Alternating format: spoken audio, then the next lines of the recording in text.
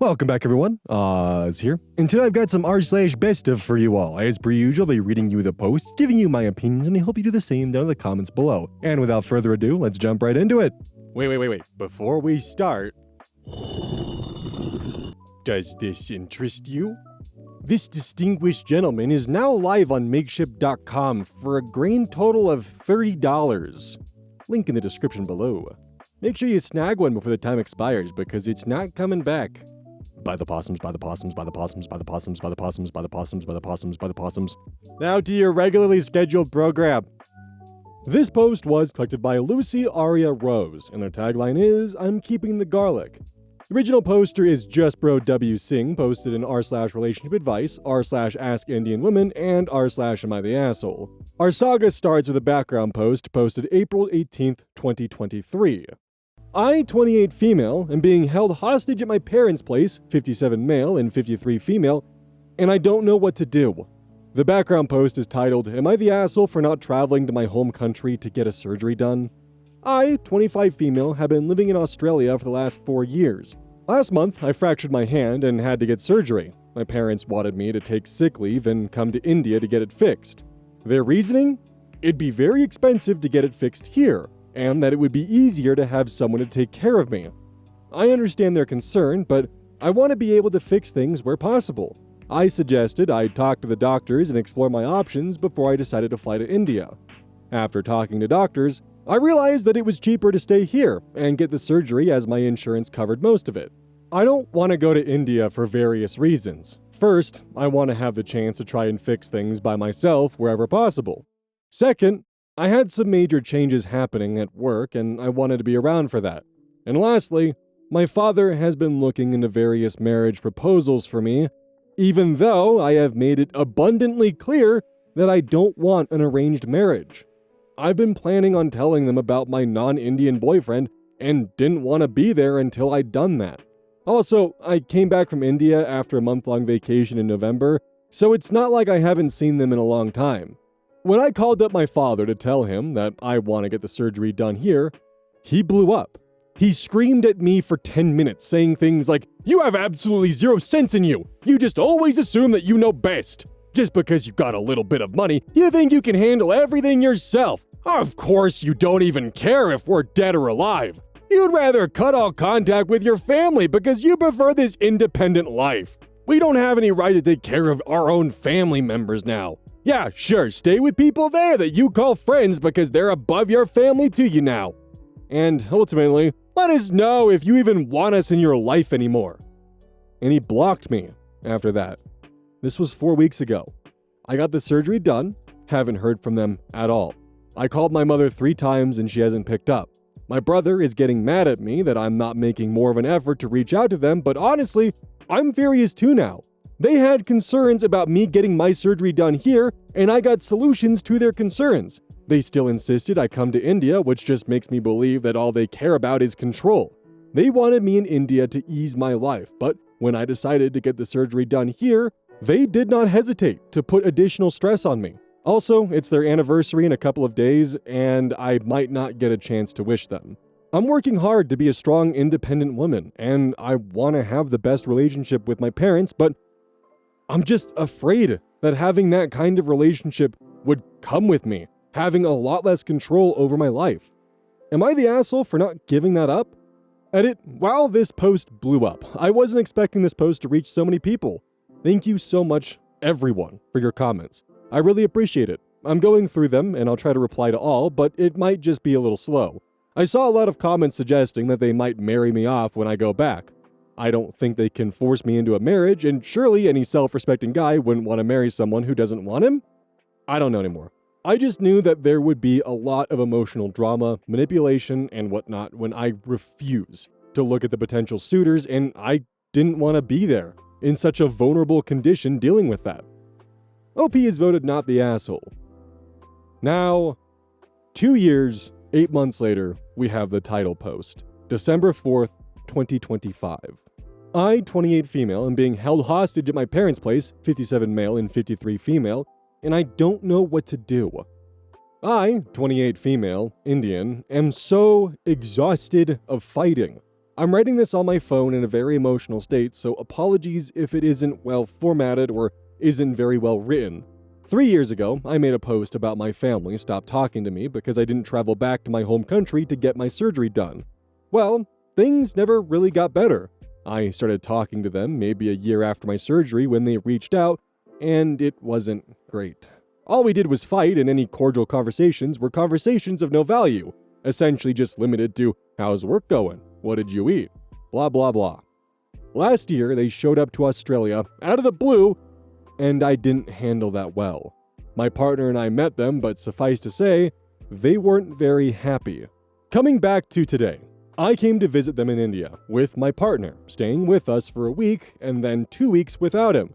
They were adamant they only want to spend time with me. I was keen to work on the relationship because I do want to get married and have the option to have potential kids, and I can't really / don't want to do that without them involved in my life.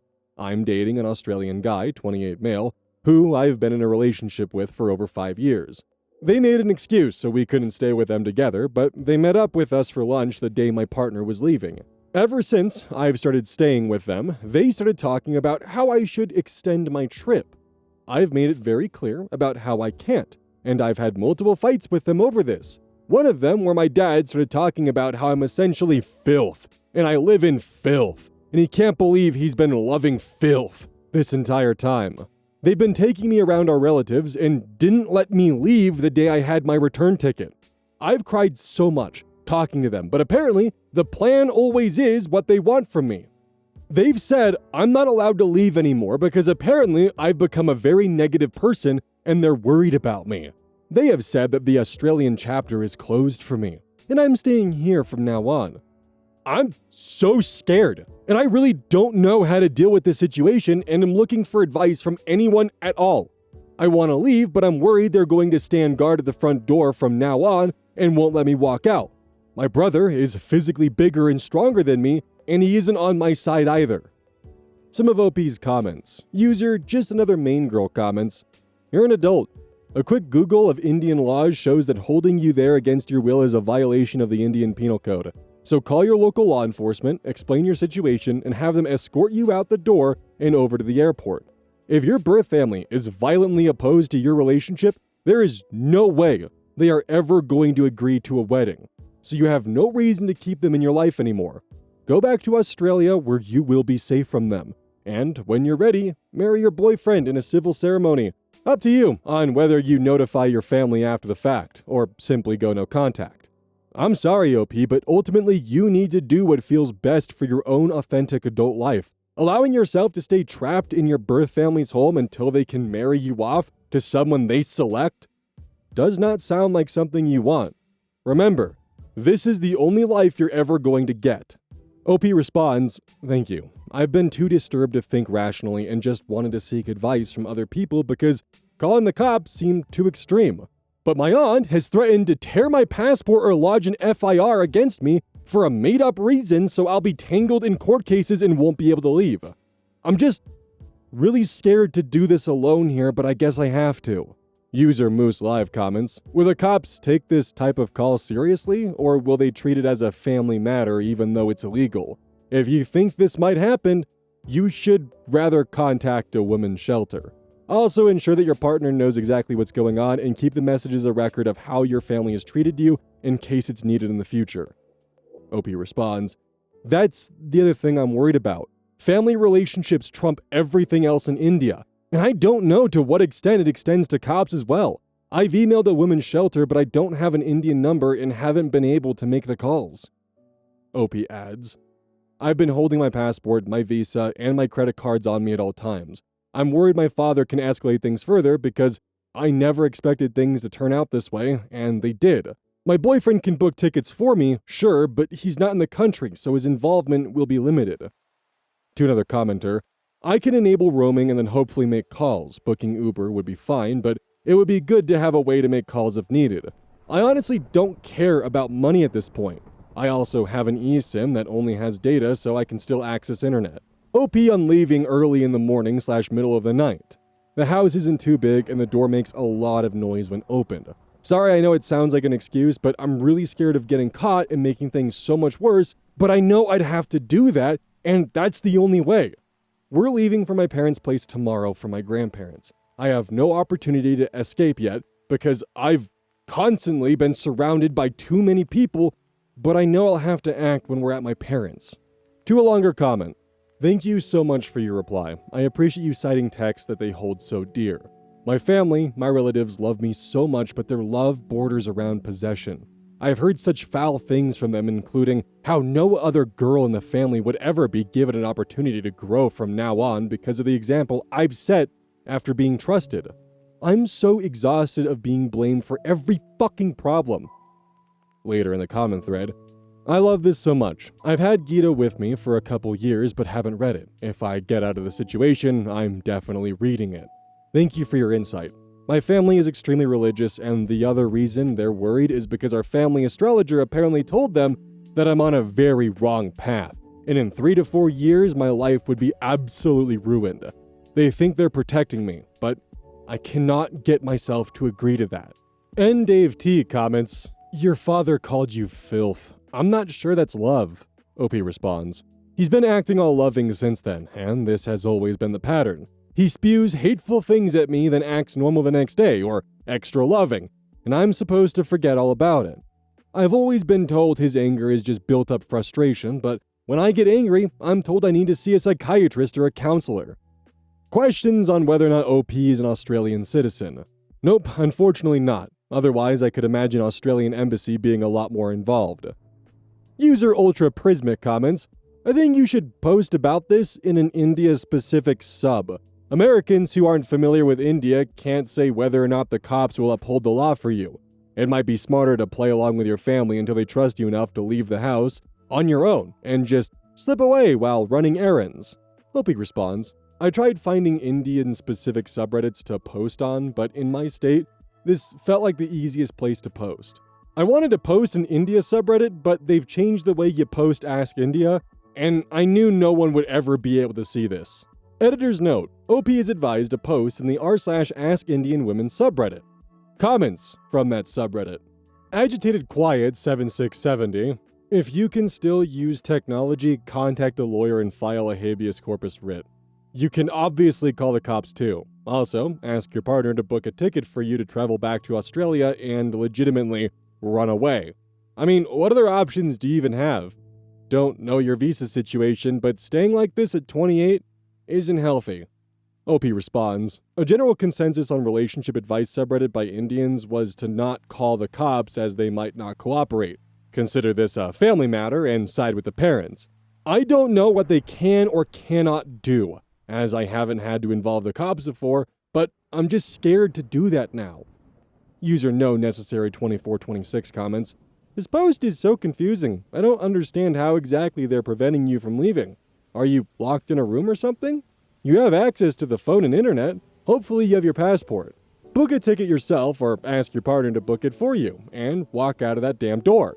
Unless you are physically tied to a bedpost in a locked room, I'm not able to grasp what is the issue here. You're a grown adult. Why are you seeking their permission to leave? Also, we have 24 hours in a day. Your brother is not going to spend the entire time guarding you. It'll take you 2 minutes to grab your necessary documents and reach the front door. OP responds, I know for a fact that if I walk out with bags, they will physically stop me. And I don't know what other consequences would be to that once they know I want to walk out. The only thing I can do is leave without bags, and I'd probably have to do that. Also, please keep in mind in other comments, OP mentioned that they had their passport threatened to be destroyed, as well as an FIR, which is a first information report, which would essentially prevent OP from traveling and lock them in. Anyone can file one, and all it takes is for them to realize OP's gone. They file one at a local police station, and OP is now locked in the country and going to be going through the courts for an unforeseen amount of time. So there is something beyond just walking out the door preventing OP from leaving, just to further add that. Update post, December 9th, 2025, 5 days later. Thank you everyone for all your concerns, suggestions, and for giving me hope. I didn't want to update sooner because it struck me very late that there is a small possibility my brother uses Reddit. The chances of him coming across this post were slim, but I didn't want to risk anything. In short, I ended up running away from home. I'm still contemplating if the decision I took was too extreme for the situation, but I think I'll go crazy if I go down that rabbit hole. A couple of friends of mine had a friend, who I met last month but was hesitant to reach out because he was a fairly recent friend, in a town 3 hours away, so my boyfriend and my friends planned my getaway. I was constantly surrounded by my relatives and parents to plan things, but for everyone reading, I am of sound mind and the decision to do this was mine alone. I snuck out the night we came back home from my relatives on the pretext of going for a walk, but I know they'd probably have found out not too long after I left. My friend was waiting in his car close to my place and he drove me to the airport. It was perfect, because booking a cab would have had issues with timing. I didn't know when would be a good time to sneak out, so having a friend around gave me the flexibility to sneak out at my own convenience. The priority was getting out of the country as soon as possible without even knowing what the best way was to get to Australia. This was also crazy timing with the Indigo fiasco. Editor's note, this is regarding the Indigo airline and flight disruptions. Not sure if it helped or hurt our chances. I could only do this because of the immense support from my friends back home who spent a lot of time planning the routes and booking the flights for me, so as to not rouse any suspicions from my family in very little time for them to act. I've had messages from them and a few calls. All I've done is message them that it was my decision to leave and list a couple of points on why, and that I'd be keen to work on the relationship if they can try to come around to my life choices. Thank you everyone again, and especially to people who reached out to make sure I'm doing okay. Edit 1. Thanks to everyone who have been following my story and for all of the support here. I know there has been a lot of backlash in the comments around me wanting to work on the relationship, and I just want to be clear that it doesn't mean I'll be going back to India in the next few years or ever putting myself in a situation where I would be face to face by myself.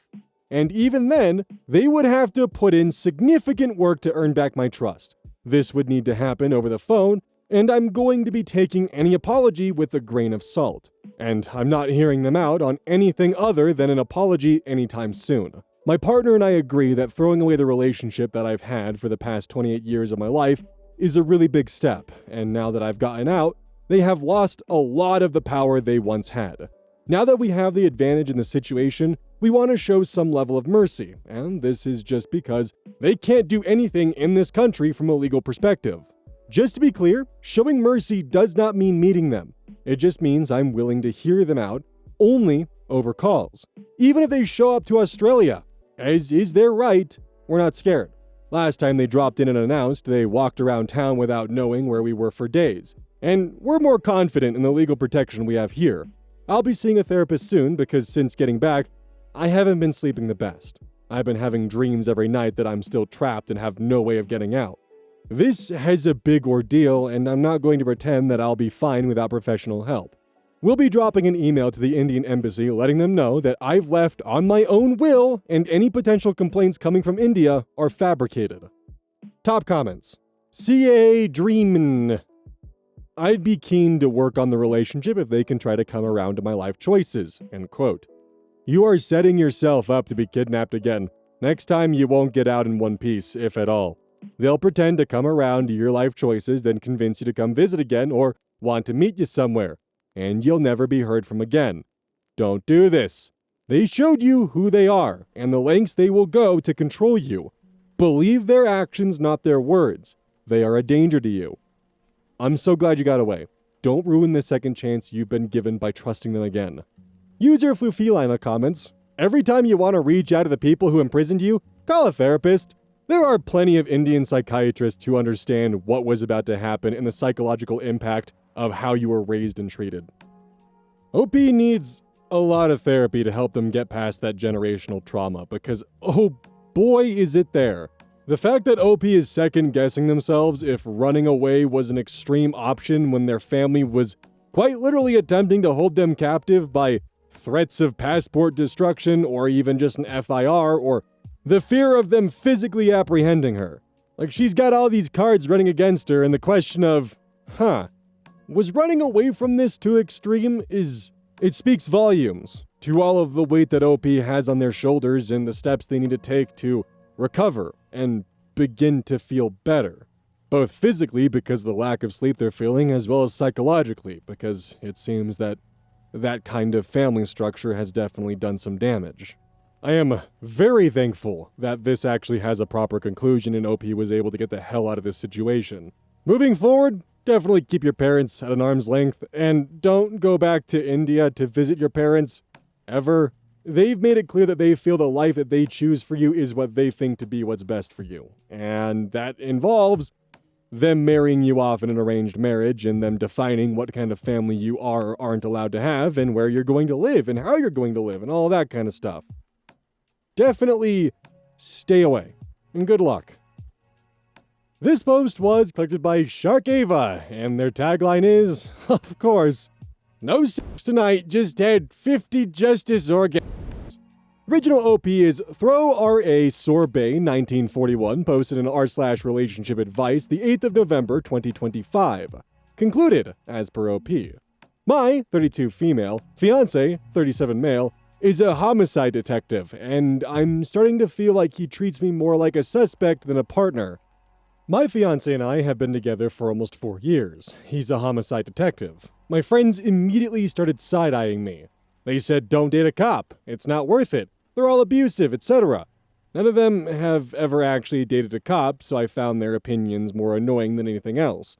I just felt like they were basing their judgment off a stereotype. My mom said similar things, but she dated a cop who was former military with PTSD like 49 years ago and based everything off of that. My mom married a cop once, and 7-year-old me stumbled upon them fighting and him strangling her in a chokehold. Lately, though, a few things have started to bother me.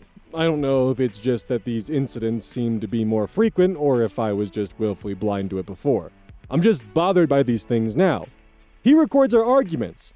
I've known about that for a while. He told me it was to make sure we remember things correctly and communicate better. And I believed him at first. I didn't like it, and I thought it was petty and stupid. I asked him if he saved the recordings, and he said he deletes them once the argument was resolved. I've since found a folder on his computer labeled with dates and times, and they're recordings of arguments or other conversations we've had going back over a year. He notices tiny changes in my behavior and asks questions in a way that feels more like an interrogation than concern. I also recently discovered he's done background checks on some of my friends and coworkers.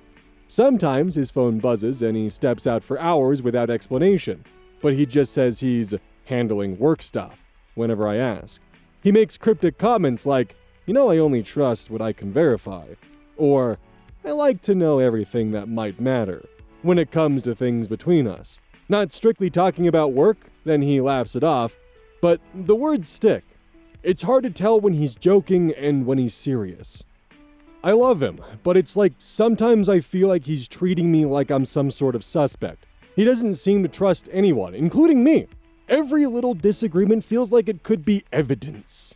Recently, he's made some comments related to having kids, about having a tracker on them at all times and never letting them spend the night at friends' houses. This came after I told him that people at work were saying their kids don't have sleepovers like we used to have. He said he'll never let his kids spend the night at somebody else's house, and that he'll do background checks on every parent of our kids' friends and teachers. I feel like these sort of comments are becoming more frequent, and it's just escalating. How do I handle this with him? How do I discuss this in a way that won't just turn into a dumb argument that he inevitably records for no good reason? I honestly don't know how to bring this up to him. I've considered telling him he needs therapy because he cannot continue to live life so suspicious and paranoid about everything and everyone. I'm pretty sure he'll refuse that. Comments. Bobby Pin Babe.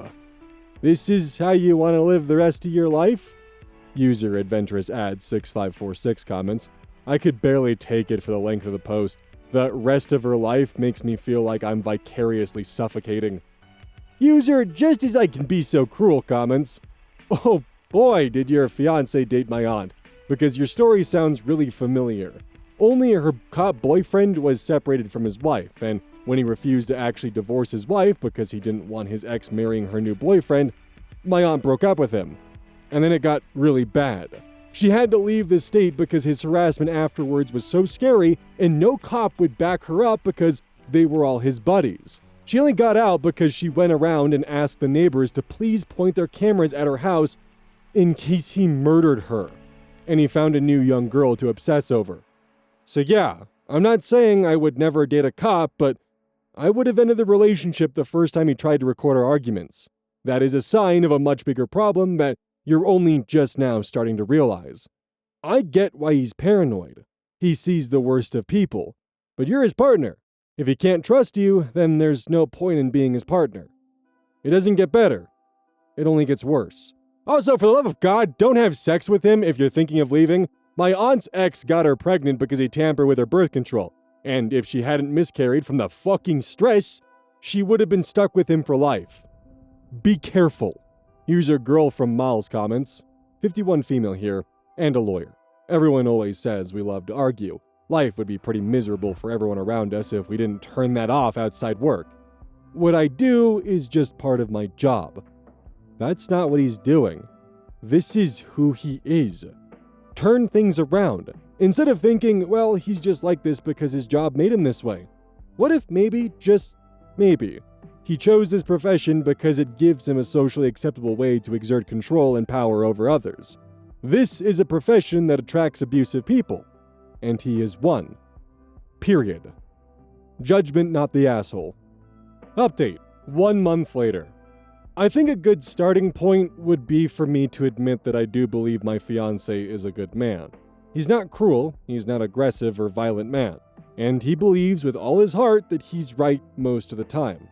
Of course, I realize a lot of people were pretty negative in their comments towards me in response to my original post. And part of me wants to thank you all for your concern, but another part of me wonders if part of this negative response is simply because of the nature of his work. After sitting on all of this for a few days, I decided I couldn't put off this conversation anymore. I told them that we have to talk, and this isn't about winning an argument. I began with the recordings. I told him I knew he had been stockpiling arguments with our friends going all the way back a year, and how it makes me feel violated and threatened. He did not deny this. He explained to me why he holds them, in case things ever get twisted, and protecting himself. To hear my fiancé speak of our relationship in a way that implies he considers our life a potential lawsuit threatened me.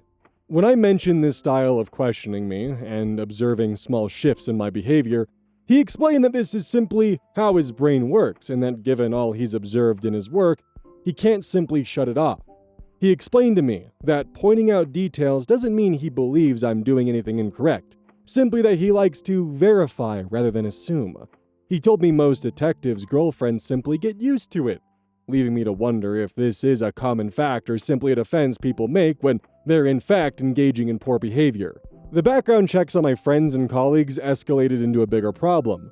He confessed to doing them and stated definitely he would do the same on people in relation to our future children. He did not think it was an invasion of privacy, but being informed. Those people with nothing to hide did not need to worry. The talk about children was most sobering. He doubled down on trackers, no sleepovers, and careful screening of every adult in their lives. When I called this controlling, he said, "Healthy doesn't matter if they're safe." That phrase has stuck in my head since. I asked him if he trusted me. He paused for a very long time before answering me. He finally said that he trusts me as much as he trusts anyone else. I think he did not realize how very unnerving this answer was. I just want to know where his limits are. I asked him what would happen if we broke up. He said he would never do anything illegal, but that he thinks a man must take care of himself all the time. What's that even supposed to mean? I've asked for some space and am currently staying with family. He didn't appear angry, and I really thought he would get attitude about it and accuse me of being dramatic. He acted very coldly and matter-of-fact about it. While I'm not putting an end to our engagement just yet, I'm definitely considering everything. As much as I love him and think he genuinely wants to do good in our relationship, I don't want a life where I'm observed, recorded, and assessed rather than being in a relationship where I have someone's support. Moreover, I don't think I can raise children with a man who prioritizes control over trust. Comments. Maria Lee Garvey T. It's illegal for him to be running background reports on random people. He's abusing his position. User a bookish sort comments. Yeah, I had to run background checks for people when I worked at Child Protective Services. A couple of us were trained to use the system. We were told that we could face prison time if we didn't have a reason to look someone up. There had to be a paper trail and a reason for the inquiry. User JV20 comments, yeah, exactly this. Those systems are locked down for a reason, and you don't just casually look people up without a legit case or paper trail. Hearing that makes the whole just being informed excuse sound way less normal, to be honest. User Rainy Shammy comments, he's on a major power trip and he has no intention of changing. Think real hard. This is the rest of your life. Think how messed up his kids are gonna be growing up in that environment. You can save your kids from that future. I am legit scared for you. Please be safe. User Fatlantis comments, yeah, he is actually proud of his illegal actions in running these checks. I think he likes the power over people. OP responds, this I can agree with. User WittyStock4913 comments, dude is flat out telling you he's gathering evidence to destroy your life if he doesn't like something, and you're still considering whether to marry him? He's a cop. He's got an entire department plus prosecutors, lawyers, and judges in his sphere of influence. He has the ability to harass you and have his colleagues harass you in perpetuity. He's already shown you he's controlling and has no boundaries. Please end this. This is just someone who's blatantly abusing their power. It's actually pretty shameful. As an interesting kind of way to wrap off the whole story and the fact that I just dropped that bombshell of my stepfather and his previous activities, I've mentioned in the past, but, you know, that was a while ago. Way back in like 2018, I think. He was actually very publicly on the news for getting a Christmas DUI. Or maybe it was a New Year's DUI. But, yeah. My mom divorced him shortly after the whole headlock incident, and he used to stalk me and my mom for a few months after their divorce, and it was a messy part of my childhood there. Which then ended with my mother going to prison for white-collar financial crimes. So, yeah. The thing is, while it's not all police officers who are abusive or abuse their partners, the position, as it was stated in the comments, does attract people who want that kind of power, who want the power of the badge, who are then more prone to abuse it because their tendencies. Hell, we have one literally on full display right here of someone who's actively abusing his position and the power he has access to keep his fiancée subservient and to let her know that he will do everything he legally can, because he thinks a man must take care of himself all the time. OP needs to get out of this relationship, because he's abusing his power, he knows he's abusing his power, but more importantly, he knows he's getting away with it, and there's not really much that can be done about it. Don't forget, today we're launching the 3 opossums in a trench coat plush. Coming live and yeah. But you should definitely buy this plush. It is totally not 3 opossums in a trench coat. Totally not. You should definitely allow this completely non-conspicuous, oddly shaped, distinguished gentleman into your home, who will certainly not lay claim to your pantry.